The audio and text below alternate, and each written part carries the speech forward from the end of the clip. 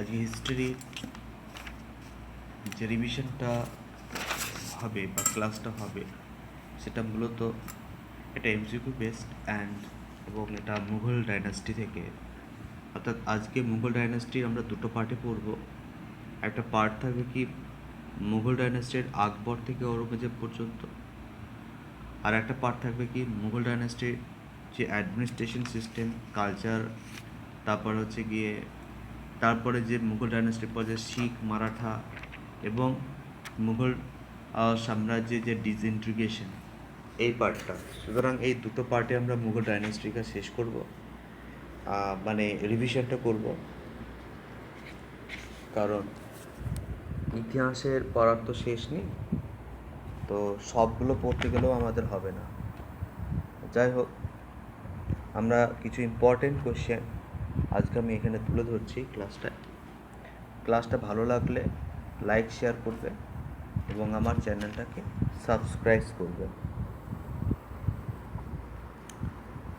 I did MA in history and have experience of studying UPSC syllabus for 4 years and West Bengal Public Service Commissions যে এক্সামিনেশনগুলো conduct করে mainly WBCS and other non executive exam যেগুলো হয় সেগুলোতে যে general studies যে studying করি তার একটা এক্সপিরিয়েন্স আছে দীর্ঘ 6 থেকে 7 বছরে, এবং সেই হিসাবে আমি যে কোশ্চেনগুলো এখানে পুট করছি বা কোশ্চেনগুলো নিয়ে ডিসকাস করছি সেগুলো খুবই ইম্পর্টেন্ট কোশ্চেন, এবং এই কোশ্চেনগুলোর থেকেই সাইডে যে কোশ্চেনগুলো আছে সেগুলো করলে অন্তত কিছু কোশ্চেন কমন পাওয়া যাবে।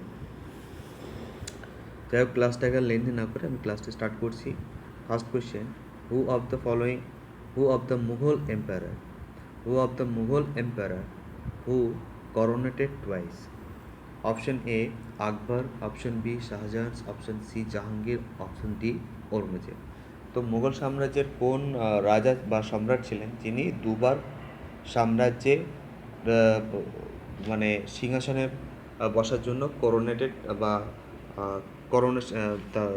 সিংহাসনে বসেছিলেন দুবার, মানে করোনেটেড হয়েছিলেন বা শপথ গ্রহণ করেছিলেন? ঠিক আছে, তো এর আনসার হবে কি ডি ঔরঙ্গজেব। কারণ ঔরঙ্গজেব প্রথমে যে আগ্রাকে হ্যাস্টলি তিনি ক্যাপচার করেছিলেন, এবং সেটা হচ্ছে গিয়ে 1658 খ্রিস্টাব্দে, এবং তিনি প্রথম এই সময় আলমগীর ওয়ান টাইটেল নিয়ে তিনি সিংহাসনে বসেছিলেন মুঘল সাম্রাজ্যে।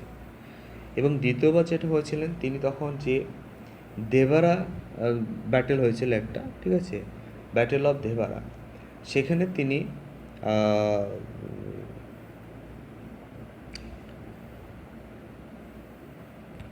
সেই যুদ্ধে তিনি সাকসেস হয়েছিলেন, এবং 1659 খ্রিস্টাব্দে 5ই জুন তিনি আরেকবার করোনেটেড হয়েছিলেন।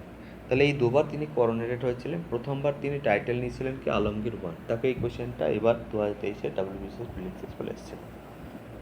সুতরাং এই যে কোশ্চেনটা আসবে না যে দ্বিতীয়বার যখন ঔরঙ্গজেব 1659 খ্রিস্টাব্দে 5ই জুন করোনেটেড হয়েছিলেন, তখন কোন যুদ্ধে তিনি সাকসেস হয়েছিলেন, ঠিক আছে, সেই যুদ্ধটার নাম কি? Deorai, battle of দেবারা।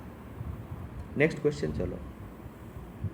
আচ্ছা, ঔরঙ্গজেব সম্পর্কে আর দুটো কিছু ইম্পর্টেন্ট বলে দিই। তিনি জিজিয়া করটাকে রিইম্পোজ করেছিলেন 1679 খ্রিস্টাব্দে, এবং তিনি তার বিবিকা মাকবারা নামে একটা টম্ব ক্রিয়েটেড করেছিলেন, ঠিক আছে, টম্ব তৈরি করেছিলেন, সেটা হচ্ছে গিয়ে 1679 খ্রিস্টাব্দে। তাহলে এই সালে তিনি দুটো জিনিস করেছিলেন। একবার কী করেছিলেন, জিজিয়া কর রিইন্ট্রোডিউস করেছিলেন, আর বিবিকা মাকবারা তিনি ক্রিয়েট করেছিলেন।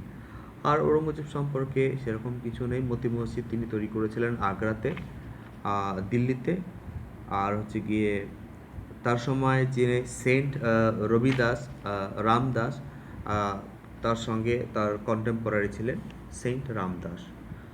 এইগুলো। আর পিটার মুন্ডি এসেছিলেন, ইউরোপিয়ান ট্রাভেলার। আর 1665 খ্রিস্টাব্দে শিবাজির সঙ্গে একটা পুরন্দর সন্ধি হয়েছিল, ঠিক আছে, যে জয় সিংয়ের সঙ্গে 1665 খ্রিস্টাব্দে। যাক, এই হচ্ছে কত ইম্পর্টেন্ট কোয়েশ্চেন। নেক্সট কোয়েশ্চেন, বেশি বলতে গেলে ক্লাসটা কিন্তু লেন্দি হয়ে যাবে, তো যেন সব কিছু একটু একটু অ্যাভয়েড করতে হবে, যেটা ইম্পর্টেন্ট সেটাই বলবো। Shahjahan given the title Shah Buland Iqbal. Shahjahan given the title Shah Buland Iqbal to. Option A Aurangzeb, Dara Shikoh, Murad সুজা। তো এই কোশ্চেনটার সঠিক উত্তর হয়ে যাবে কি, সবাই জানে যে দারা শিকোকে তিনি শাহ বুলন্দ ইকবাল টাইটেল দিয়েছিলেন। কারণ দারা শিকো সম্পর্কে যদি বলি, দারা শিকো তিনি কী করেছিলেন, দারা শিকো কী করেছিলেন, যে তিনি উপনিষদে পার্সিয়ান ট্রান্সলেট করেছিলেন, এবং সেই যে টাইটেলটা দিয়েছিলেন তার টাইটেলটা ছিল কি, সিরি আকবর। ঠিক আছে, তিনি উপনিষদের পার্সিয়ান ট্রান্সলেশন করেছিলেন, এবং আন্ডার দ্য টাইটেল অফ সিরি আকবর। এটা হয়ে গেল। এর থেকে আর বেশি কিছু বলবো না, অনেক কিছু ইম্পর্টেন্ট জিনিস আছে বলার, কারণ কোয়েশ্চেনটা ক্লাসটা লেন্থ হয়ে যাবে। Abul Fazl was killed in. Option A 1600, B 1601, C 1602 এবং সি 1603। তো আমরা জানি আবুল ফজলকে কিন্তু হত্যা করা হয়েছিল যে প্রিন্স সেলিম, বা তার নাম পরবর্তীকালে যে জাহাঙ্গীর, সেই জাহাঙ্গীর উপাধি নিয়েছিলেন প্রিন্স সেলিম। তিনি যা আবুল ফজলকে হত্যা করেছিলেন, এবং বীর সিং বুন্দলা নামে একজন জাটকে দিয়ে তিনি হত্যা করিয়েছিলেন, এবং এই যে হত্যাটা করা হয়েছিল 1602 খ্রিস্টাব্দে।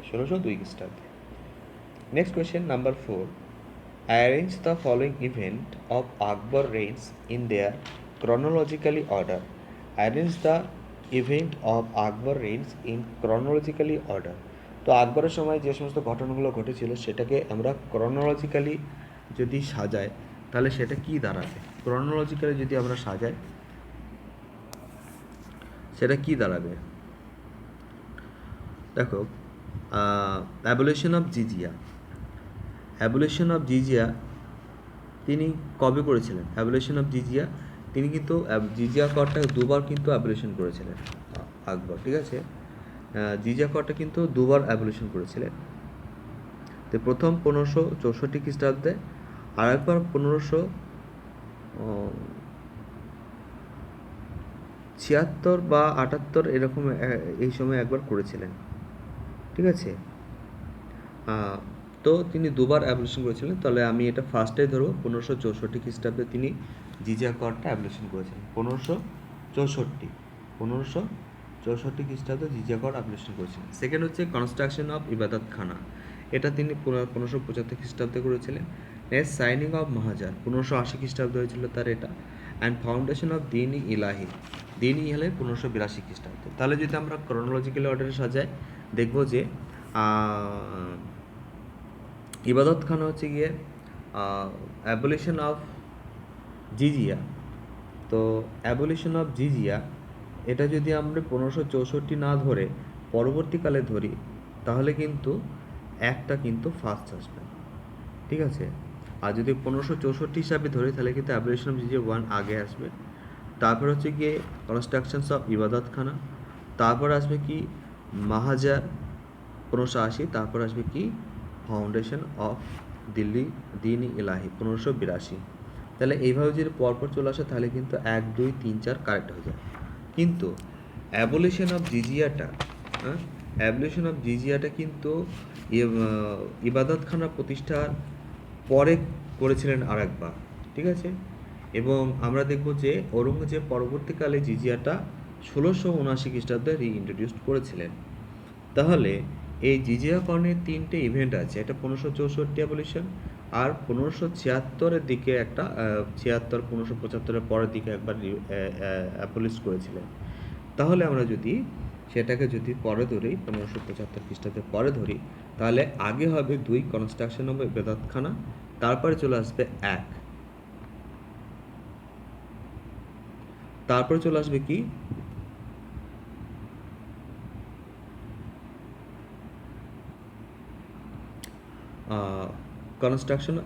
Construction of Ibadatkhana. যাক, এটার আনসারটা আমরা 1, 2, 3, 4 ধরেই করব, এটা নিয়ে একটা বিতর্ক তৈরি হয়ে যেতে পারে। কারণ আনসারটা নাহলে মিলাতে পারবো না। 1 2 3 4 ধরেই করব, বাট এটা 2 3 4 1 বলেও কিন্তু আনসারটা দিচ্ছে। তো 2 হচ্ছে গিয়ে কনস্ট্রাকশন অফ ইবাদত খানা 1575, তারপর হচ্ছে 3 সাইনিং অফ মাহাজার, তারপর হচ্ছে গিয়ে সাইনিং অফ মাহাজার 1580, তারপর হচ্ছে গিয়ে ফাউন্ডেশন অফ দিন ইলাহি, আর এক হচ্ছে গিয়ে লাস্টে চলে যাচ্ছে অ্যাবলিশন অফ জিজিয়া। তাহলে 1582 পরে কিন্তু আর একবার কিন্তু 1582 খ্রিস্টাব্দের দিকে কিন্তু তিনি কিন্তু আর একবার কিন্তু মনে হচ্ছে জিজিয়া করটা অ্যাবলিশ করেছিলেন। তো 1500 সেটা 84 এরকম একটা 86 এরকম হতে পারে। তাহলে আমরা জিজিয়া করটাকে আগে পরে দিয়ে দেবো সবার লাস্টে। তো সেই হিসাবে আনসারটা হবে 2 3 4 1। নেক্সট চলো 5 হু of the following was awarded with the honor of জারি কালাম by King আকবর। যে জারি কালাম টাইটেল, এই যে জারি কালাম টাইটেলটা আকবর কাকে দিয়েছিলেন? তো আকবর এই জারি কালাম টাইটেলটা কাকে দিয়েছিলেন? মনসুর, মোহাম্মদ হুসেন, আব্দুস সামাদ, মীর সায়েদ খান। তো এটা সহজ কোয়েশ্চেন। মোহাম্মদ হুসেনকে জারি কালাম দিয়েছিলেন, আর সারি কালাম দিয়েছিলেন কাকে? আব্দুস সামাদকে দিয়েছিলেন। ঠিক সেভাবেই কিন্তু জাহাঙ্গীরের সময় কিন্তু আবার দুজনকে একটা টাইটেল দেওয়া ছিল, আবুল হাসান এবং মনসুরকে।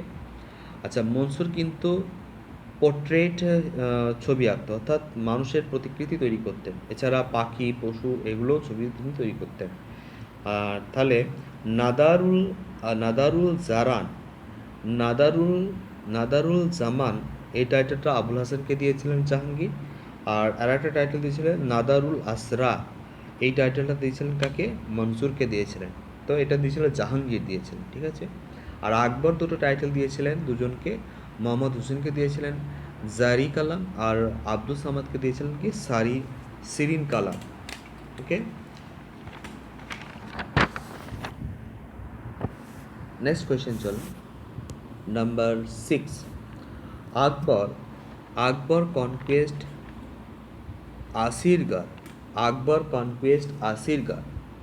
Asirgarh in 1605 from.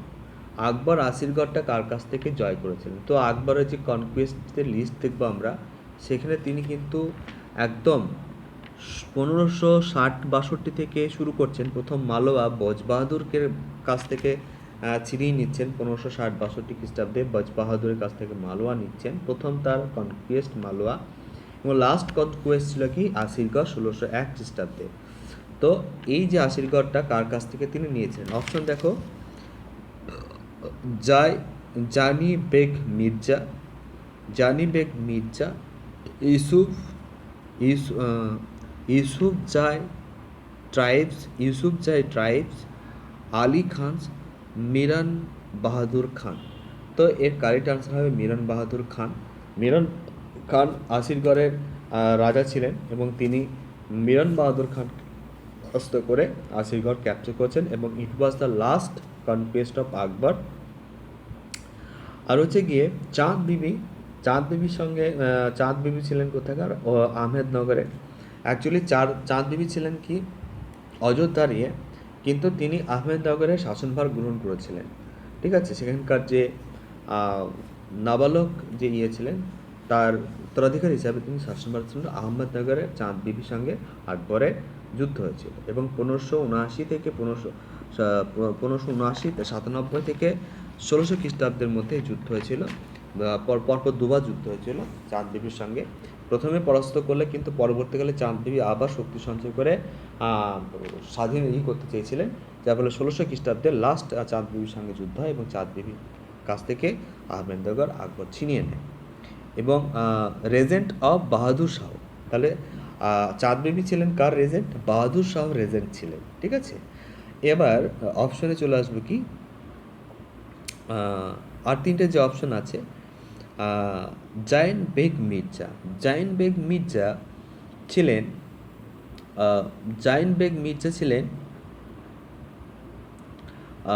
জানি বেগ মির্জা ছিলেন সিন্ধ, এই 1590 থেকে 91 খ্রিস্টাব্দে সিন্ধ যখন ক্যাপচার করেছিলেন তখন জাইনবেগ মির্জা সিন্ধের রাজত্ব করতেন। আর একটা ছিল কি ইউসুফজাই ট্রাইবস। ইউসুফজাই ট্রাইবসটা ছিল কোথায়?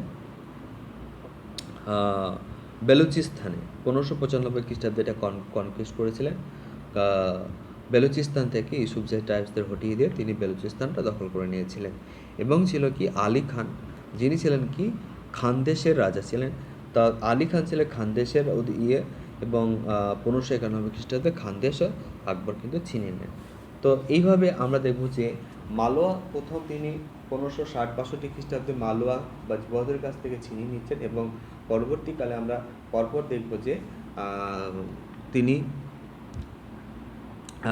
1601 খ্রিস্টাব্দে তার কনকুয়েস্ট শেষ করছেন। আচ্ছা, বাংলা বিহার এটা কিন্তু দাউদ খাঁ কর্ণানীর কাছ থেকে 1574-76 খ্রিস্টাব্দে বাংলা বিহার জয় করেছিল। 1576 খ্রিস্টাব্দে বাংলা এবং বিহারকে তিনি নিজ সাম্রাজ্যভুক্ত করেছিলেন এবং দাউদ খাঁ কর্ণানীকে পরাস্ত করে, ঠিক আছে, দাউদ খাঁ কর্ণানীকে পরাস্ত করে তিনি করে নিয়েছিলেন। নেক্সট কোয়েশ্চেন চলে যাবো battle of Khanwa. Question number 7, battle of Khanwa. A 1526, B 1527, C 1556 এবং সি 1576। ব্যাটল অফ খানোয়া কবে হয়েছিল? 1527 খ্রিস্টাব্দে হয়েছিল। এবং ব্যাটল অফ খানোয়াটাকে তিনি কিন্তু জিহাদ হিসাবে আকবর কিন্তু এটা বাবুরে চলে আসবে। বাবর কিন্তু ব্যাটল অফ খানোয়াকে জিহাদ হিসাবে কিন্তু ঘোষণা করেছিলেন। এবং এই ব্যাটল অফ খানোয়াটা হয়েছিল কাদের মধ্যে?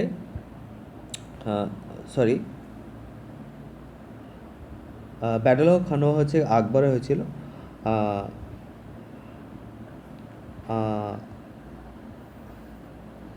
The ruler of Mewar who was defeated in the battle of Khanwa by Akbar in 1527। আকবরের দ্বারা কিন্তু ব্যাটল অফ খানোয়াটা কিন্তু হয়েছিলেন। এবং এই সময়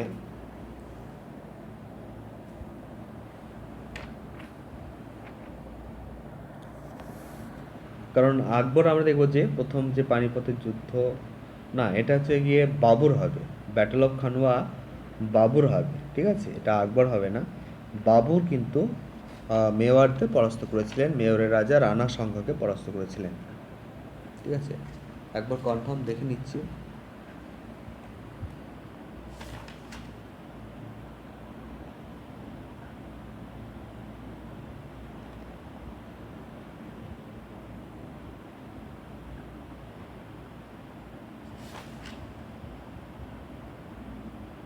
হ্যাঁ, এই ইভেন্টটা বাবরের সময় ছিল। মেওয়ারের রাজা খানোয়া রানা সাংঘকে ডিফিটেড করেছিলেন। এবং এই সময় বাবর কিন্তু একটা কাজ করেছিলেন কি, তাংঘাম নামে একটা ট্যাক্স ছিল। এবং এই ট্যাক্সটা ছিল কি before the declare of the tamgha tax, ঠিক আছে। অর্থাৎ বাবর কী করেছিলেন? Declare the tamgha tax before the battle of Khanwa. তিনি খানোয়া যুদ্ধের আগে কিন্তু তাংঘাম ট্যাক্সটা ডিক্লেয়ার করেছিলেন। এবং তাংঘাম ট্যাক্সটা হচ্ছে কি যখন কোনো imposed on the people's when they entered into the territory of Mughal. এটা জনসাধারণের উপর ইম্পোজ করা হচ্ছে যখন তারা মুঘল টেরিটরির মধ্যে প্রবেশ করতো। তাদের উপর এটা ইম্পোজ করা হতো, যারা মুঘল টেরিটরিতে মধ্যে প্রবেশ করতো তাদের উপর কিন্তু ট্যাক্সটা জারি করা হতো, তামঘা ট্যাক্স। তাহলে এই ট্যাক্সটা কিন্তু বাবর ব্যাটল অফ খানোয়ার আগে ডিক্লেয়ার করেছিলেন। নেক্সট কোয়েশ্চেন চলে আসবো কি, which of the following area was not included in the empire of Babur? কোন এরিয়াটা বাবর এম্পায়ার মধ্যে ইনক্লুডেড ছিল না? A Kabul, B modern Rajasthan, C Punjab, D modern Uttar Pradesh. তো দেখো, আমরা যদি বাবরের সাম্রাজ্যের ম্যাপটা যদি দেখি, সেখানে কিন্তু আমরা দেখব যে মডার্ন রাজস্থানের যে পার্টটা, সেই পার্টটা কিন্তু বাবরের সাম্রাজ্যের ইনক্লুডেড ছিল না। তাহলে কারেক্ট আনসার হলো কি মডার্ন রাজস্থান। নাম্বার 9 কোয়েশ্চেন্স, হু রোট তবাকত-ই-আকবরী? তবাকত-ই-আকবরী কে লিখেছিলেন?